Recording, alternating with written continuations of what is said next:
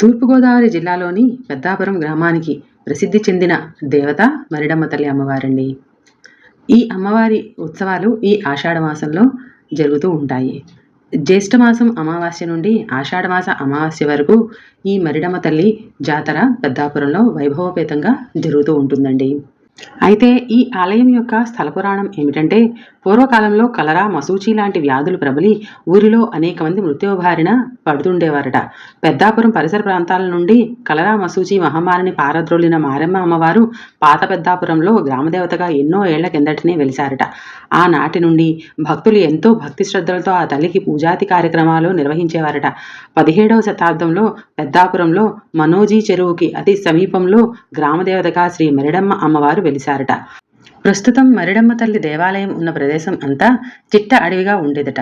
ఒకసారి ఆ అడవిలో పశువుల కాపరులకి 16 ఏళ్ల యువతి కనిపించి, నేను చింతపల్లి వారి ఆడపడుచుని, నేను ఈ ప్రదేశంలో ఉన్నాను అని మా వాళ్లకి చెప్పండి అని చెప్పి మాయం అయ్యింది.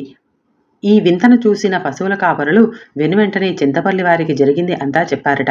అంతకు మునిపే మరిడమ్మ అమ్మవారు చింతపల్లి వారి కలలో కనిపించి తనకి మానోజీ చెరువు సమీపంలో ఆలయం నిర్మించవలసిందిగా ఆజ్ఞాపించారట. ఆ చింతపల్లి కుటుంబ సభ్యులు అంతా ఆ మానోజీ చెరువు చుట్టుపక్కల ప్రాంతములు వెతకగా వారికి పసుపు పూసిన ఒక కర్ర గద్దె అమ్మవారి ప్రతిరూపము దర్శనమిచ్చిందట.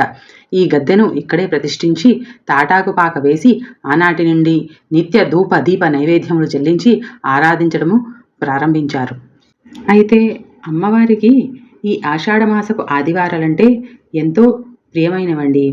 ఈ ఆషాఢమాసపు 4 ఆదివారాల్లో అమ్మవారి గుడికి వెళ్ళి దర్శించుకోలేని వారు ఇంటిలో అమ్మవారి పేరు మీద నైవేద్యాలు వండి సమర్పిస్తారు. ఆ నైవేద్యాలు ఏమిటంటే చలిమిడి, వడపప్పు, పానకం, అన్నం, ముద్దపప్పు, చారు, బూరెలు. ఇవన్నీ ఒక చాటలో విస్తరాకు పరిచి దానిలో పెట్టి అమ్మవారికి సమర్పించి పూజ చేస్తారండి. ఇలా చేస్తే ఇంటిలో అందరికీ ఎంతో శ్రేయస్కరం.